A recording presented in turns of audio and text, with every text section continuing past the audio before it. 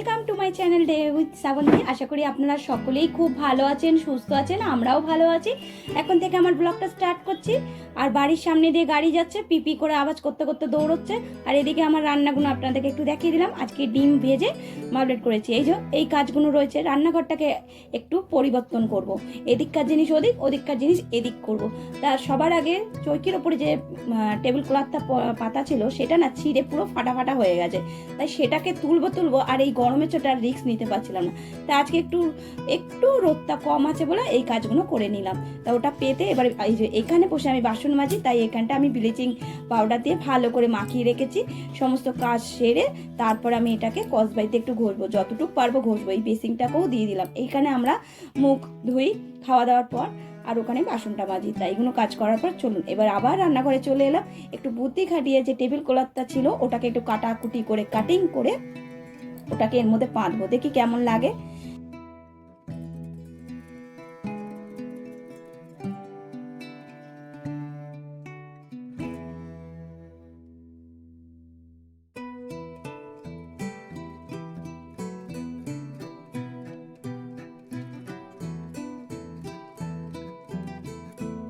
সের পাশে একটা ফুলদানি হলে খুব ভালো লাগে, তাই আমার ওইখানে ফুলদানিটা ছিল, সেটা নিয়ে এসে আমি এর পাশে রেখে দিলাম।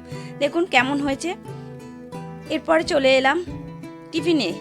আর কাজ করতে করতে জানেন তো খিদেটা একটু বেশিই পায়, তার জন্য কি করলাম, একটু লাস্সি করে নিলাম। মেয়েকে তো টিফিনটা দিয়ে দিয়েছি, আর সকাল সকাল যেহেতু রান্না করে নিয়েছি তার জন্য রান্নাঘরটা একটু ডিপ ক্লিন করে নিলাম। এখনও হয়নি, কমপ্লিট করছি। এই দেখুন এই মশলাগুলো রয়েছে, কিছু কিছু কৌটোয় মশলা শেষ হয়ে গেছে। তা কি করলাম, সমস্ত কিছু নিয়ে একবারে নিচে চলে গেলাম। আর মানে ঘরের ভেতরেই করছি, বাইরে যেহেতু রোদ রয়েছে তার জন্য আর বাইরের দিকে গেলাম না। এই যে একটা গামলায় আমি উষ্ণ গরম জল আর একটু সার্ফ দিয়ে ভালো করে জলটাকে মধ্যে তোয়ালে চুবিয়ে আমি ওপরে কৌটোগুলো গায়ে সমস্ত কিছু ভালো করে পরিষ্কার করে নিচ্ছি। তারপর শুকনো তোয়ালে দিয়ে ভালো করে পুছে এই ঝুড়ি করে তুলে রাখবো। তারপর ওই র্যাকটা যে রয়েছে ওপরের, ওই র্যাকটাকে আমার এই জলের মধ্যেই ভিজিয়ে রাখবো। আর যেহেতু আমাদের রান্নাঘরে সারাটাক্ষণ থাকতে হয়, তাই রান্নাঘরটা মানে পরিচ্ছন্ন থাকলে, সুন্দর থাকলে ভালো লাগে, তাই না? সব কিছুতে একটা সৌন্দর্য জিনিস থাকে। তা দেখা যাক আমার রান্নাঘরটাকে আমি কতটা সুন্দর করতে পারি।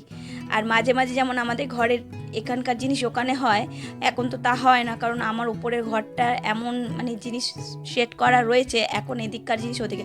নাহলে আমাদের প্রায় মাসে এখানে খাট থাকে, এখানে আলমারি থাকে, এরকম। এখন এই 3টে আলমারি হয়ে গিয়ে আর 3জনকে নাড়ানো যায় না। আগে একটা ছিল তবু ঠিক আছে। তা রান্নাঘরটাকে আমি এদিকে ওদিকে একটু সরিয়ে জিনিসগুলো রাখি। তাই এই যে উপরে তাকটা তো দেখেন আপনারা যে আমি প্রত্যেক দিন ওটাকে পুছে নেই, কিন্তু আজকে পুরো সমস্ত কিছু নামিয়ে আর র্যাকটাকেও নামালাম। দেখুন র্যাকটা কত পরিষ্কার করতে পেরেছি, যতটুকু পেরেছি। এরপর আমাকে ওষুধ খেতে হবে, কারণ এই যে হাতে অনেক প্রেশার পড়ে যাচ্ছে, কিন্তু এগুলো না করলেই নয়, তাই না?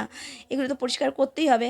এবারে কোথায় রাখবো, কৌটো একবার এদিকে ঠেলছি একবার ওদিকে ঠেলছি, বুঝতে পারছি না। তা দেখা যাক। আর চায়ের কৌটো এদিকে রাখলাম, তারপরে তেল রাখলাম, তারপরে চিনির কৌটো। তারপরে মাথায় এলো চা চিনিটা তো এক জায়গায় রাখা দরকার, তেলটা সাইডে রাখবো। এরপর ওই দিকের কৌটোগুলো আবার ওই দিকে সরিয়ে তেলটা এদিকে রাখবো। ওমা, এখানে তো ঢুকছে না, আবার কৌটো আমাকে সরাতে হবে। এই যে সরিয়ে নিলাম। আর ওখানে আর একটা কৌটো আমাকে ঢোকানো যেতে পারে। তাই এই জায়গাটা গোছানোর পর, আর এই কাপগুলো আমি মেলা থেকে কিনেছিলাম। বলেছিল এই কাপগুলো খুব ভালো, কিন্তু এই কাপে না চা খাওয়া যায় না, কারণ চা খেলে ওই কাপের গা দিয়ে না গড়িয়ে গড়িয়ে যায়, মানে হ্যান্ডেল ভাঙবে না, কিন্তু ওই যে চা খাওয়া যাবে না। দেখা যাক, আবার যাব মার্কেটে, তখন আবার এক সেট কাপ কিনে নিয়ে আসবো। তাই এই বড় বড় কাপগুলো দিয়েই আমি চা খাই। আর ওদিকে আমি ওই তাকটা ওই একটা ওড়না দিয়ে তার উপরে আমি জুসারটা রেখে দিলাম। ভাবছি চলে এলাম ওপরের তাকটা পরিষ্কার করতে। এখানে থাকে সয়াবিন, একটা কৌটো থাকে, আর একটাতে থাকে বড়ি।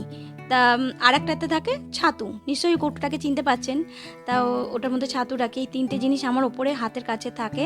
আর বাকি এই কৌটোগুলোর মধ্যে একটা হচ্ছে রাজু মানে শীতে খাবার নিয়ে যায়, গরম থাকে খাবারটা, ওইটা রয়েছে। আর একটা হচ্ছে জুসার আছে, আর একটা হচ্ছে শীতকালে গরম জল করার গিজার।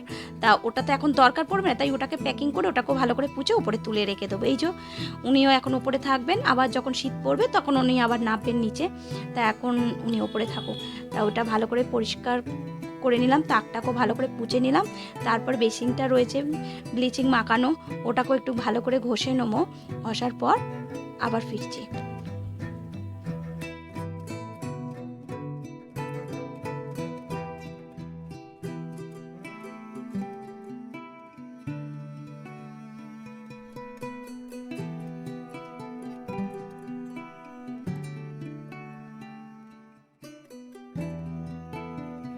আর একটা ছবি থাকে যেটা রান্নাঘরে মা বলেছে রেখে দিবি, সেটা হচ্ছে সারদা মায়ের ছবি।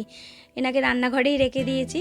তাও ছবিটাকেও একটু ভালো করে পরিষ্কার করে নিলাম। এরপর আপনাদেরকে পুরো লুকটা দেখাচ্ছি আমার রান্নাঘরে।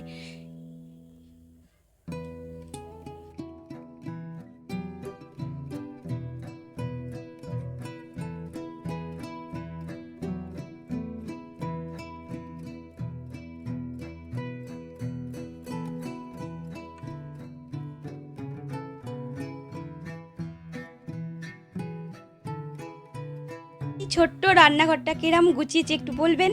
আর এর ফাঁকে চলে এলাম এবার হাত পোছাগুলো ধোবো বলে। তা আমার বাড়ির পাশে মিটিং চলছে, মানে ভোটের যেহেতু প্রচার হচ্ছে, তার জন্য মাইক বাজছে, তারপরে বক্তৃতা মাঝে মাঝে দিচ্ছে, তার জন্য হয়তো একটু সাউন্ড পেতে পারেন, তার জন্য আমি খুবই দুঃখিত। আর এইগুলো ভিজিয়ে রাখলাম, তারপরে কেচে নেবো। আর বাকি রয়েছে ওই যে ব্লিচিং মাখিয়ে রেখেছিলাম বেসিনটাকে, এটাকে তারপরে কসবাইট দিয়ে ভালো করে ঘষবো, মানে বাসন যে মাজি সেই কসবাইট নয়, বাতিল করা কসবাইট দিয়ে ভালো করে ঘষে নেবো। তা ওটা আমি ভালো করে চুবিয়ে রেখে দিলাম। আর আমার ভিডিওটা যারা দেখছেন তারা প্লিজ একটা লাইক করে দিন, লাইকটা একটা শেয়ারের কাজ করে। তারপর আমি চলে এলাম, এই যে আমার বেসিনটাকে আমি ভালো করে ঘষে নিচ্ছি। তাই এটাকে আমি বেসিনই বলি। তা এটাকে ভালো করে ঘষে নিয়ে জল দিয়ে ধুয়ে নেবো। আর এদিকে দেখুন আমার হাত পোছাগুলো আমি গ্যাসের ওপরে এইভাবে মিলে রেখে দেই। আর এরপর আমার বেসিনটা দেখিয়ে দিচ্ছি, দুটো বেসিনই দেখিয়ে দিচ্ছি। এই দেখুন যতটুকু পেরেছি তুলেছি, একদিনে তো এত উঠবে না।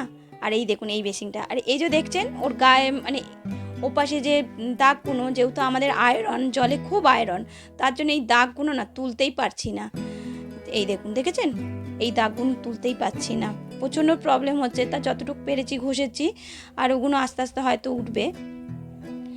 আর এখনকার ব্লিচিং তো সেরকম খানে আগে যেরকম ছিল, তাই না। এরপর সন্ধেবেলা চলে এলাম, 2 কাপ চা করে নিলাম। আমি আর কর্তামশাই চা খাবো।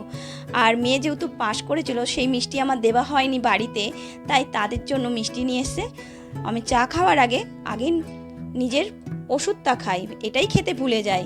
তাই ওষুধটা খেয়ে নেই, কারণ রাত্রিবেলা তোমার হাতের যন্ত্রণা হবে, আর এটা আমার একদিন বাদে বাদে আমার এই ওষুধটা খেতে হয়। আর আমার হাতের প্রবলেমটা হচ্ছে নার্ভের। তা অনেক কষ্ট করে এই ডাক্তার, মানে আমি নিউরোসায়েন্সে গিয়ে আমি ডাক্তার দেখিয়ে তা মানে আমি সুস্থ হয়েছি। নাহলে প্রচুর ডাক্তার দেখিয়েছি, কিন্তু কোনো ডাক্তার আমায় বলতে পারেনি এটা কিসের ব্যথা। পেনকিলার দিত, খেতাম, ব্যথা কমতো, আবার ব্যথা শুরু হতো। তা এখন আমি অনেক সুস্থ আছি ওখানকার ডাক্তার দেখে। তা এবার এটা খেয়ে চা খেয়ে তারে মিষ্টিগুলো সাজিয়ে দিয়ে দেবো। তাহলে বন্ধুরা এখানেই ভিডিওটা শেষ করছি। যদি আপনাদের এই ভিডিওটা কোনো অংশ যদি ভালো লাগে, তাহলে প্লিজ একটা লাইক করবেন, কমেন্ট করবেন, শেয়ার করবেন। আর আমার ছোট্ট পরিবারে মিষ্টি সদস্য হয়ে থেকে যেতে পারবেন, তার জন্য কিন্তু আপনাদেরকে সাবস্ক্রাইব করতে হবে। প্লিজ বন্ধুরা সাবস্ক্রাইব করে আমার এই ছোট্ট পরিবারেতে থেকে যাবেন। তাহলে এখনের মতো tata, bye bye, good night. ভালো থাকুন, সুস্থ থাকুন, নিজের শরীরের যত্ন নিন। আর অবশ্যই বাটি করে কিন্তু একটু জল বাইরে রেখে দেবেন পশু পাখিদের জন্য। এই দেখুন ওর মেয়ে দৌড়লো। তাহলে এখনের মতো টাটা, বাই বাই।